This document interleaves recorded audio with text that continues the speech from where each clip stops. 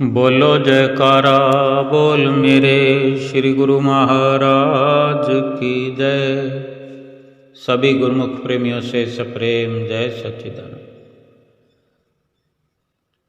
हर वक्त ऐसी बातें सुनो और बोलो जिससे सतगुरु से प्रीत गहरी हो। हम स्वयं भी ऐसा ही उच्चारण करें लफ्ज़ों का, शब्दों का, और ऐसे शब्दों को सुनने का प्रयास करें। यानी ऐसी ही संगत में बैठें, ऐसी संगत में रहें जहाँ कुछ ऐसे उत्तम शब्द हमें सुनने को मिले जिससे हमारी सतगुरु से प्रीत दिन प्रतिदिन बढ़ती जाए और सतगुरु से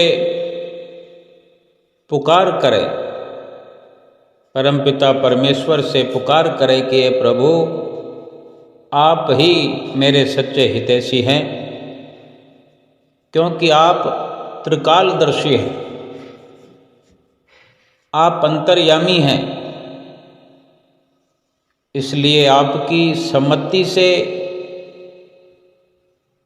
कभी भी मुझे हानि नहीं पहुंच सकती। है क्षमा करने वाले, हे बख्शनहार सतगुरु, मुझे ऐसी शक्ति प्रदान करो ताकि पहले से अधिक लगन से आपके गुणगान गाऊं, गुणगान गाता रहूं और आपसे बिछुड़ी रूहों को आपके साथ मिलाने का यत्न भी दिन रात करता रहूं और इस सेवा के बदले जो बड़ाई और धन पदार्थ मेरे हिस्से में आए, कभी उस तरफ मुंह भी न करूं और आलसी न बनूं। कभी भी देखता हूं कि संसार में जितने भी कष्ट व क्लेश हैं सब आपकी आज्ञा का उल्लंघन करने से आते हैं।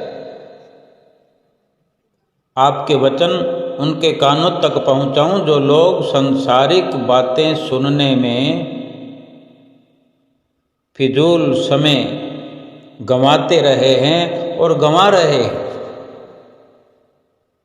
और अपने मन को चंचल बनाए हुए हैं।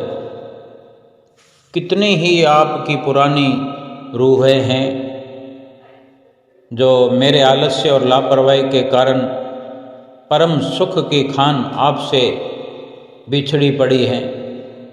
कृपा करके आप मुझे ऐसी शक्ति प्रदान करें, ऐसा संयोग मिलाओ कि आपके पुराने प्रेमियों के आपसे अलग हुई रूहों के संपर्क में बैठ बैठ कर आपका यशगान करूं, आपका गुणगान करूं, आपकी महिमा के गीत गाऊं और अपना जो अनमोल समय है उसको सार्थक करूं। ऐसी पुकार हम करें इसलिए कि अक्सर इंसान का मन जो है, हमारा मन जो है,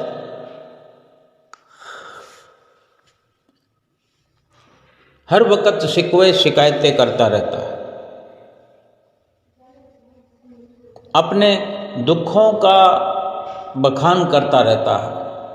अपने दुख को चाहे छोटे से छोटा हो उसको बड़ा बना करके उसका गुणगान, उसका बखान करता रहता है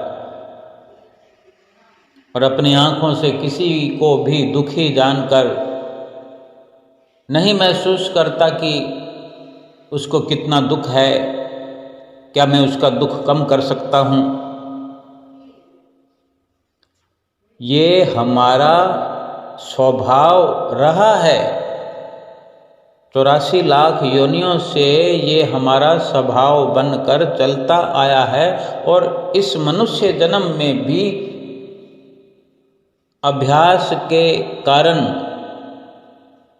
आदतन ये स्वभाव बना रहा है। लेकिन अब हमें जो ये स्वर्णिम अवसर मिल गया है, सतगुरु की शरण मिल गई है, तो हमारी जिम्मेदारी बढ़ गई है। हम समझने लगे हैं कि हमारा ये मनुष्य जीवन है, अनमोल से अनमोल है। अनमोल जीवन में अगर अनमोल कार्य करना है तो वो यही है कि आप भी स्वयं हम सतगुरु के गुणगान करें और दूसरों को सुनाएं। जब हमारा विश्वास अटल होगा सतगुरु के प्रति, हमारी निष्ठा, हमारी श्रद्धा भावना सतगुरु के प्रति दृढ़ होगी, प्रीत दृढ़ होगी, तभी हम दूसरों को इस भक्ति के मार्ग पर लगा सकते हैं। दूर दूर तक हम देख सकेंगे कि कितने इस संसार के जीव भक्ति करना चाहते हैं मगर असफल हैं। कुछ जो दूरी बनी हुई है वो हम ऐसा प्रयास कर सकते हैं सतगुरु की कृपा से कि वे सतगुरु की नज़दीकी प्राप्त करें, सतगुरु का गुण अनुवाद सुने, सतगुरु की महिमा सुने, हमारा भी भला हो, बाकी सब का भी भला हो। ऐसा कभी ना कहें कि भगवान आपने ऐसा क्यों कर दिया, ऐसा होता तो अच्छा था। हर वक्त विश्वास के घेरे में बने रहें कि भगवान सब कुछ जानते हैं कि हमारी भलाई किसमें है। इसलिए प्रभु की मौज में चलते चले जाएं। कई लोग दुनिया के चंचलता और अनीति को आजादी समझते हैं। दुनिया के अधिकतर जीव प्राणी समझते हैं कि संसार के ये क्षणभंगुर सुखों को प्राप्त करना, संसार में अपनी मन मर्जी से चलना, ये आज़ादी से रहना हमारा अधिकार है। वो नहीं जानते कि सच्ची आज़ादी जो है, सच्ची स्वतंत्रता जो है, सतगुरु की आज्ञा में, सतगुरु की रहनुमाई में और सतगुरु की पाबंदी में चले बिना प्राप्त ही नहीं हो सकती।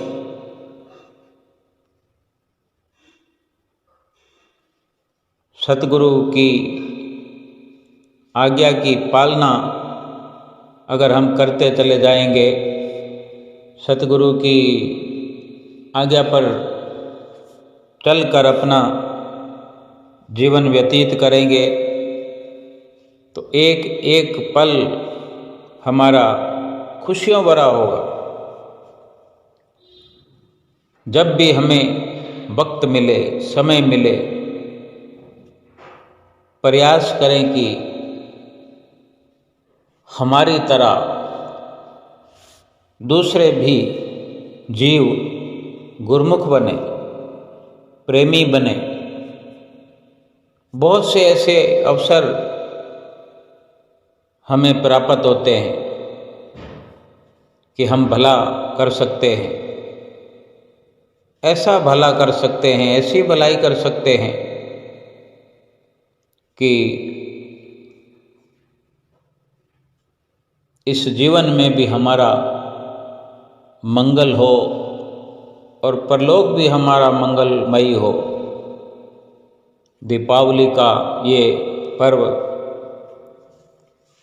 सारी दुनिया मना रही है, मनाती है। अधिकतर घरों में बच्चे ये दो सवाल पूछा करते हैं अपने माता पिता से कि जब दीपावली भगवान राम के 14 वर्ष के वनवास से अयोध्या वापस लौटने की खुशी में मनाई जाती है, तो दीपावली पर लक्ष्मी पूजन क्यों होता है? राम और सीता की पूजा क्यों नहीं होती? क्योंकि बच्चे देखते हैं कि कहीं ना कहीं ये उन्हें ऐसा अवसर मिलता है सुनने का, पढ़ने का कि भगवान श्री राम ने रावण पर विजय प्राप्त की, फिर अयोध्या पधारे, राम लक्ष्मण और माता सीता, तब अयोध्या में दीप जलाए गए, खुशियां मनाई गई, मिठाइयाँ बांटी गई। दिन तो वही है, लेकिन पूजा श्री राम और सीता की जगह लक्ष्मी की हो रही है। साथ में गणेश जी की पूजा हो रही है। तो बच्चे जब ऐसा सवाल पूछते हैं कि राम और सीता की पूजा क्यों नहीं हुई, और जब लक्ष्मी जी और गणेश जी की पूजा हो रही है तो फिर विष्णु भगवान की क्यों नहीं हुई, ऐसे सवाल जब बच्चे करते हैं तो अधिकतर बच्चों को जवाब ही नहीं मिल पाता, बच्चे संतुष्ट ही नहीं हो पाते। आज की शब्दावली के अनुसार कुछ लोग, युवाओं और बच्चों के मस्तिष्क में ये एक सवाल, एक प्रश्न डाल रहे हैं, जैसे कि लक्ष्मी पूजन का औचित्य क्या है, जबकि दीपावली का उत्सव राम से जुड़ा हुआ है। अपने अपने विचार के अनुसार, लेकिन ये अपने अपने विचारों का पर्व नहीं है। कुल मिलाकर कहीं ना कहीं ठीक जवाब बच्चों को नहीं मिलना, या ठीक जवाब या ठीक समझ, ठीक ज्ञान हमें नहीं होना, सनातन धर्म और सनातन त्योहारों का कोई आपस में तारतम्य नहीं है। एक प्रकार से सनातन धर्म से आज का इंसान दूर होता जा रहा है। अपने बच्चों को सही इन प्रश्नों के उत्तर मिलने चाहिए, हमें भी पूरी जानकारी होनी चाहिए, जानकारी के अनुसार हमें भी कदम उठाना चाहिए। वास्तव में दीपावली का जो पर्व है ये दो युग, सतयुग और त्रेता युग से जुड़ा हुआ है। सतयुग में समुद्र मंथन से माता लक्ष्मी उस दिन प्रकट हुई थी। सतयुग में समुद्र मंथन से माता लक्ष्मी प्रकट हुई थी, इसलिए लक्ष्मी का पूजन होता है। भगवान राम भी त्रेता युग में इसी दिन अयोध्या लौटे थे, तो अयोध्या वासियों ने घर घर दीप जलाकर भगवान श्री राम का स्वागत किया था, इसलिए इसका नाम दीपावली है। और इस पर्व के दो नाम हैं, लक्ष्मी पूजन जो सतयुग से जुड़ा है, दूजा दीपावली जो त्रेता युग प्रभु राम और दीपों से जुड़ा है। लेकिन इसको ठीक प्रकार से हर कोई जानता नहीं है और न जानने की कोशिश करता है। इसलिए सवाल पूछने वाले बच्चों को ठीक से जवाब नहीं मिल पाता। लक्ष्मी और गणेश का आपस में क्या रिश्ता है और दीपावली पर इन दोनों की पूजा क्यों होती है? लक्ष्मी जी सागर मंथन में मिली, भगवान विष्णु ने उनसे विवाह किया और उन्हें सृष्टि की, धन और ऐश्वर्य की देवी बनाया। लक्ष्मी जी को लक्ष्मी जी ने धन बांटने के लिए कुबेर को अपने साथ रखा। कुबेर कुछ कंजूस थे, वे धन बांटते ही नहीं थे, वे खुद धन के भंडारी बनकर बैठ गए। माता लक्ष्मी जो फिर उदास हो गई, नाराज हो गई, उनकी संतानों को कृपा नहीं मिल रही थी। उन्होंने अपनी व्यथा भगवान विष्णु को बताई। भगवान विष्णु ने कहा कि तुम कुबेर के स्थान पर किसी दूसरे को धन बांटने का ये काम सौंप दो। माँ लक्ष्मी बोली कि यक्षों के राजा कुबेर मेरे परम भक्त हैं, उन्हें बुरा लगेगा।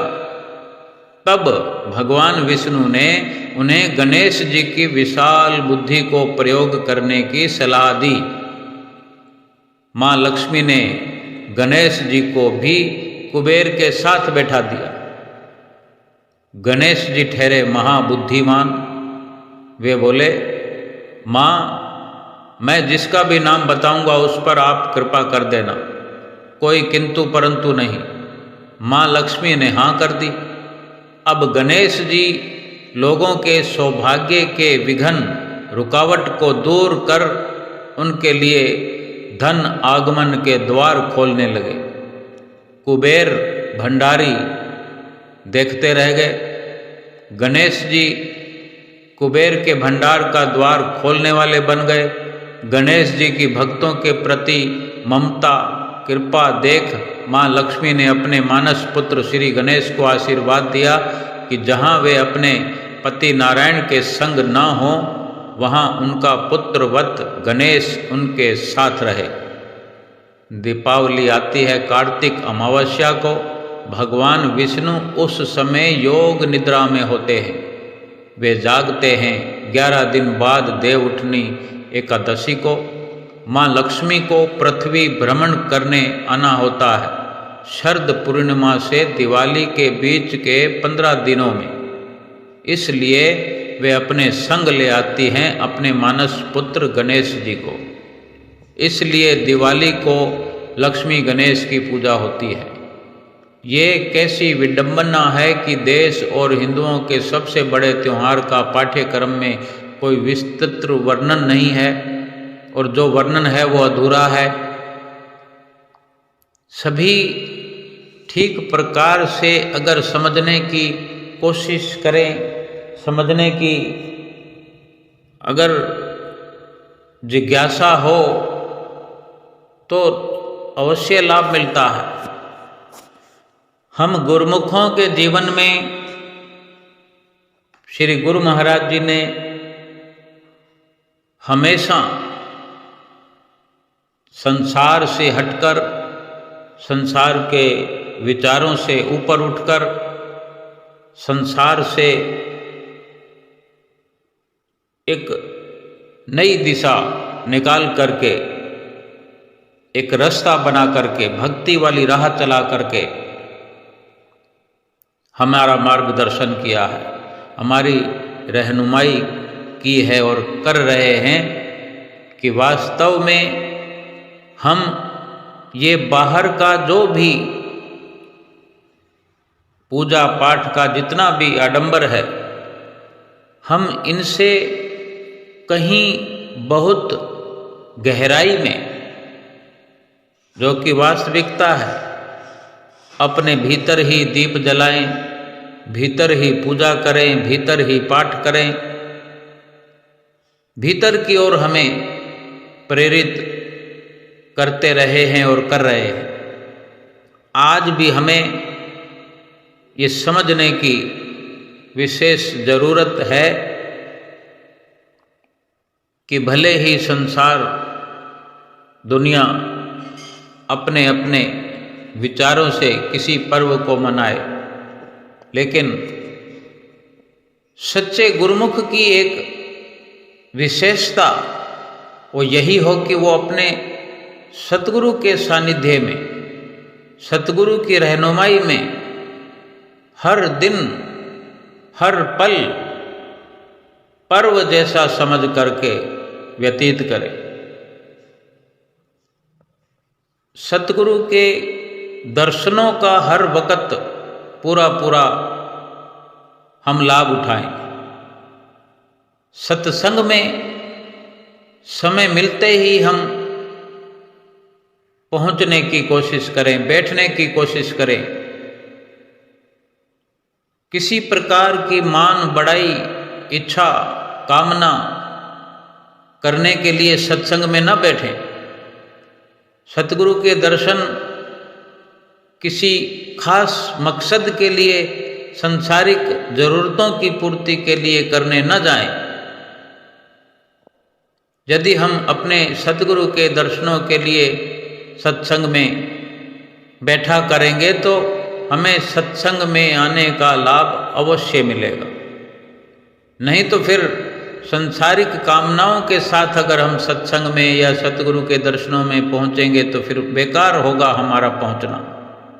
सतगुरु की कृपा से ही आत्म साक्षात्कार, परमात्मा का दीदार हो सकता है। सतगुरु की कृपा की, सतगुरु की प्रसन्नता की हमें ज़रूरत है। हम समझें कि अगर हम अपने आप को बुद्धिमान समझते हैं और अपनी मर्जी से दान पुण्य तप और गहरे गहरे अभ्यास या कष्टदायक तप करके हम आत्मा का साक्षात कर सकते हैं, परमात्मा को पा सकते हैं, ये नहीं हो सकता। जिसने भी सतगुरु की कृपा प्राप्त की है, सतगुरु के आशीर्वाद को प्राप्त किया है, प्रसन्नता को प्राप्त किया है, वही ईश्वर का साक्षात्कार कर सकता है, आत्मा का साक्षात्कार कर सकता है। सतगुरु का छोटे से छोटा बिंदु भी इस संसार के कष्टों से मनुष्य को मुक्त करने में पर्याप्त है। यानी सतगुरु का छोटे से छोटा सुझाव, थोड़ी से थोड़ी कृपा भी हमारी मुक्ति का पर्याय, हमारी मुक्ति में पर्याप्त है। केवल सतगुरु की कृपा के द्वारा ही हम आध्यात्म मार्ग में लगातार रह सकते हैं लगकर, और तमाम प्रकार के बंधनों और आसक्तियों को तोड़ सकते हैं जो हमारे भीतर अहंकार भरा हुआ है। जो गुरु के वचनों को हम ठीक से सुनते नहीं तो समय जाया होता है। हमारे सतगुरु जो हैं पूर्ण हैं। हमें भी अपने आप को पूर्णता की ओर बढ़ना चाहिए। ऐसे परिपूर्ण सतगुरु को आत्म साक्षात्कार हुआ होता है, और ऐसे सतगुरु और ईश्वर में कोई फर्क नहीं होता, एक समान रूप होते हैं। हमारे सतगुरु जो हैं स्वयं परमात्मा हैं। ऐसे सतगुरु की सत्संग की, उनकी संगत की सहायता के बिना हमारे जीवन में परिवर्तन नहीं हो सकता। हमारे अहंकार को बाहर नहीं निकाला जा सकता। सतगुरु की संगत की अधिक से अधिक हमें ज़रूरत है। हम बिल्कुल भक्ति की राह में नए हैं। हमारा शुरुआती दौर है। कुसंस्कारों में हमारे कमी करने में, कुसंस्कारों को मिटाने में, अहंकार का नाश करने में सतगुरु की सहायता के बिना परिवर्तन होना बिल्कुल भी असंभव है। इसलिए सतगुरु के सत्संग में जब भी हम कदम रखें, श्रद्धा से, भाव से, और सतगुरु के जो वचन हम सदैव सुनते हैं, श्रद्धा से, भाव से उनका पूर्णता से पालन करें। किसी भी प्रकार से किसी भी पर्व को पूजा करते हुए निष्काम भाव से पूजा करें, निष्काम भाव से दर्शन करें और हमेशा अपने सतगुरु से प्रार्थना करें कि जो भी मेरे निष्काम कर्मों का फल मुझे मिलता हो, मेरा ख्याल भी कभी उस तरफ ना जाए कि मैंने भक्ति की है, मैंने सत्संग किया है, मैंने आरती पूजा की है या मैंने सेवा की है या मैंने सुमरन किया है। ये बार बार विनम्र भाव से अपने सद्गुरु के प्रति श्रद्धा रखते हुए भीतर ही भीतर प्रार्थना करते रहें, पुकार करते रहें। जब हमारे सतगुरु पूर्ण हैं, जब स्वयं सतगुरु रूप में परमात्मा है और हम उनकी चरण शरण में अपनी सुरती को जोड़ चुके हैं, तो भला कुछ मांग करने की जरूरत क्या है? क्या वे हमें किसी भी सुख से वंचित कर सकते हैं? जिनकी चरण शरण अपनाने से भगवान की प्राप्ति होती है, परमात्मा की प्राप्ति होती है, 84 लाख योनियों के दुख मिटते हैं, काम क्रोध लोभ मोह अहंकार का समूल नाश हो जाता है, फिर सुख समृद्धि स्वयं अपने आप ही मिल जाती है। सुखों के भंडार में जहां हमें प्रवेश मिलता है, सुखों के भंडार का जब रास्ता खुल जाता है, मोक्ष के द्वार में हम पहुंच जाते हैं, फिर संसार की वस्तुओं की मांग क्यों करें? संसार दीपावली पर पूजा का मकसद यही समझता है कि मेरे घर में सोना चांदी धन धान्य भरपूर हो जाएगा। इसी प्रकार के मकसद को लेकर के हमें पूजा नहीं करनी। निष्काम भाव से विनम्र होकर, सरल और साधारण होकर के अपने सतगुरु के चरणों में हर वक्त यही पुकार करे कि मेरा चित्त आपके चरणों में जुड़ा रहे। जो भक्ति भगवान श्री राम से भीलनी ने प्राप्त की, जो भक्ति विदुर ने भगवान श्री कृष्ण से प्राप्त की, वही भक्ति मुझे प्राप्त करनी है। इसीलिए अपने सतगुरु की दया का, सतगुरु की प्रसन्नता का याचक बनकर हमें, उनका सेवक बनकर विनम्र भाव से, श्रद्धा से,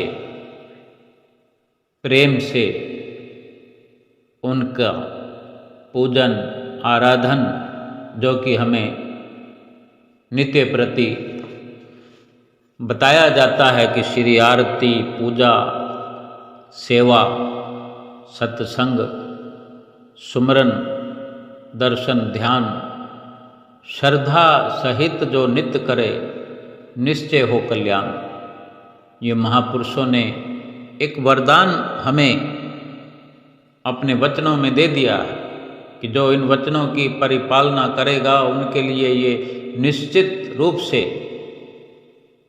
स्वयं सतगुरु रूप परमात्मा ने हमें निश्चिंत कर दिया है कि हमारा कल्याण निश्चित है। भला हमें कुछ भी विचार करने की जरूरत क्या है, किसी भी प्रकार से विचलित होने की जरूरत क्या है। हर पल हर घड़ी सतगुरु के ध्यान में निमग्न होकर के अपनी चित्त वृत्तियों को सतगुरु के चरणों से जोड़कर, सतगुरु के ध्यान से जोड़ करके संसार में बिल्कुल निस्संदेह सतगुरु से प्रेम करते हुए पल पल करके व्यतीत करें और अपने इस लोक को, परलोक को सुहेला करें। आज के दिन की सभी गुरुमुख प्रेमियों को लाखों लाख बधाई हो। बोलो जयकारा बोल मेरे श्री गुरु महाराज की जय।